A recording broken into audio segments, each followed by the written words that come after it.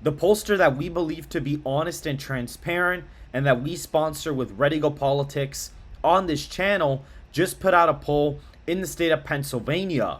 And today we're going to be analyzing the results. So the top lines show Donald Trump up by a single point with the likely voters. With registered voters, the state is effectively a tie.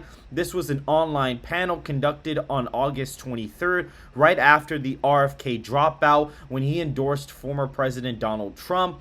We essentially have a likely voter model that essentially asks voters multiple questions to see whether or not how likely they would be to vote. And there are certain points that are added to each voter depending on how likely they are to vote. So each question will give a certain person or voter a point system in our likely voter model, and we basically screen out everybody who's below a 3, and that kind of gives us a better picture of who would be a likely voter.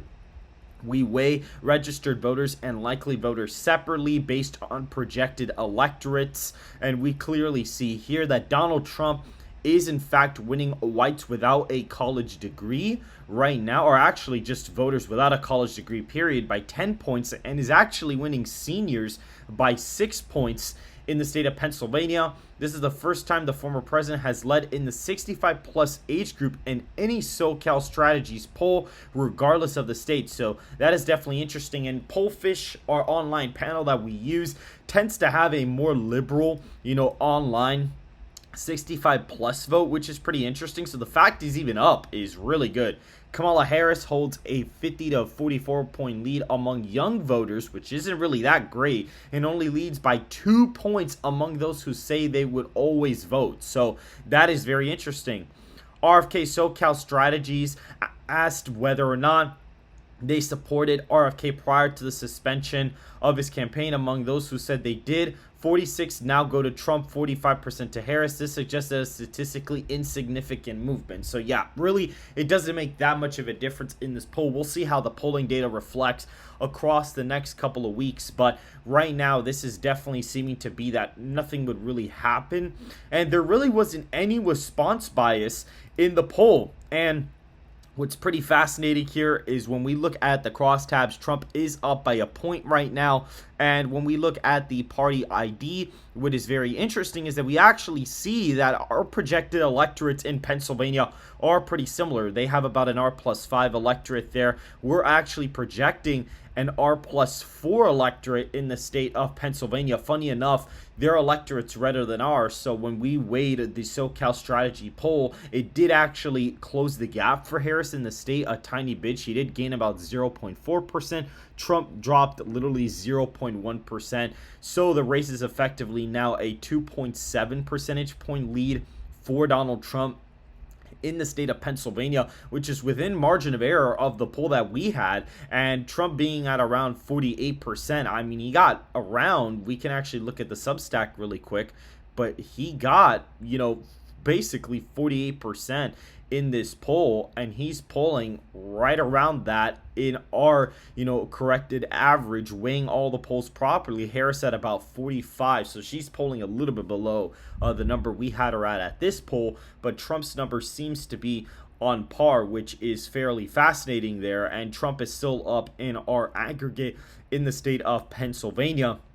Looking at some of these crosstabs, this is pretty interesting. We'll see here that if we were to go ahead and look at some of the most important issues for voters, we see that, inflation and cost of living, 39% of the electorate. Again, very, very fascinating stuff. That is very interesting to see, occur here, because really, I mean, that is really interesting to see that we have about 39% of the electorate being, effectively a major issue.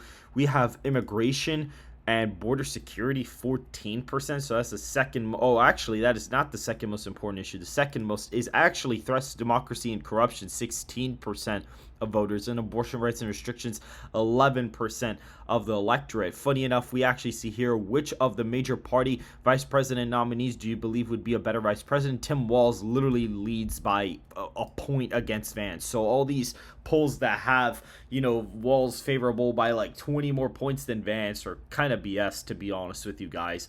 That's really not going to play out there. Do you generally consider yourself Democrat, Independent, Republican? Again, the electorate weighed properly is fairly similar to what we have.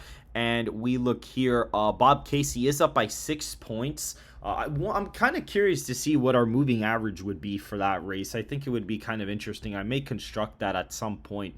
Donald Trump does lead Joe Biden by 4 points. We did actually test Joe Biden to see how he would actually perform right now, even though he's not the nominee. And we kind of did it to see if there would be sort of any response bias. And what's quite interesting, clearly Donald Trump performed significantly better with senior voters against Biden, which is pretty fascinating. Very, very interesting stuff here. And we actually see right now that very interesting. For whatever reason, independents are tied, which is weird. There's a lot of undecideds in the independent category, which is kind of fascinating. But we clearly see that Donald Trump does perform better with Republicans. But for whatever reason, Harris gets more Republicans than Biden does, which is really weird. And Harris gets far more Democrats, but Trump gets more Democrats against Harris. So it's kind of a weird thing. It's a very weird poll. Some of the crosstabs may be kind of strange in some way. So that is fairly fascinating. People who said that they were going to support Donald Trump or support RFK here did break for Trump against small sample size. So that is fairly interesting to see. And we have all the racial demographics. Harris is winning Asians by 50-something points. I don't know about that. That's a really small sample size. Trump gets 26% of African Americans in this poll. Trump's winning Hispanics in Pennsylvania by 39 points. Again, small sample size, but kind of interesting. And Trump wins with whites by 4. And others, Trump is winning pretty easily.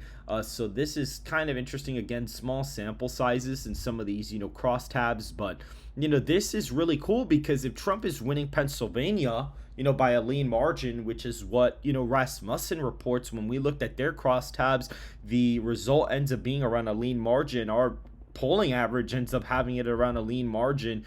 If North Carolina and Georgia are effectively in Trump's category this cycle, he would be at 270 electoral votes. So this is a crucial state. We may end up doing Pennsylvania, North Carolina, and Georgia to see where the former president is at, because if he's winning 3 of these states, he is the winner of the election, point blank. And just to show you guys, in Pennsylvania, we have election shuffler here pulled up, just to show you how little ground Trump has to make up. I mean, if he's really getting 26% of the African American vote statewide, he's probably going to make Philadelphia like a 55-point win for the Democrats. And if that were to happen, Harris only leads by 0.3 in the state, and that's not even touching any of the other counties. Bucks County is a county where Republicans recently gained in voter registration. They actually beat them. So assuming that the county would be tied, which if Republicans actually broke the voter registration there, that means they'll probably win it by a few points. That already lowers the margin even more. And if Lackawanna, if Harris does half of the performance that Joe Biden did, Trump actually wins the state of Pennsylvania. So literally shifting Philadelphia just a tiny bit. Bucks County, which is the county that flipped to Republicans in net voter registration, and the Lackawanna County where Scranton is, if you were to shift those counties just a tiny bit, the former president is winning in the state of Pennsylvania. And if Trump's really gaining with minority voters, he's going to do very well in some of these suburban areas outside of Philadelphia by a pretty decent amount, to the point where we could actually reset this. If he really, did way better with minority voters, for example, so let's say he, all of this kind of is selected. If he performs just about 5 points better with these voters, like if he just does 5 points better, Trump's up in the state by a point.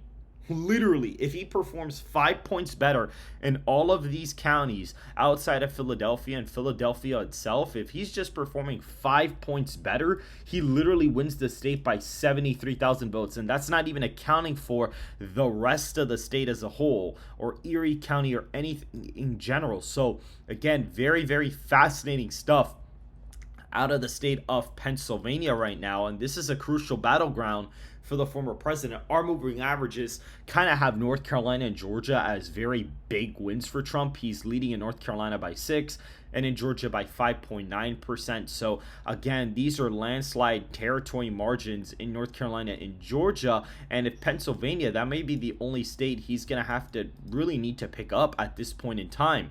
So if you guys did enjoy this, if you guys want to see more polling data like this that we sponsor with SoCalStrategies, make sure to go ahead and donate to the GoFundMe. We do need money to conduct these polls. Me and Ready Go Politics are trying to fundraise as much as we can for SoCalStrategies to do more polling just like this. So if you guys did enjoy this video, hit the like button and subscribe if you want more content just like this. And I will see you guys in the next video.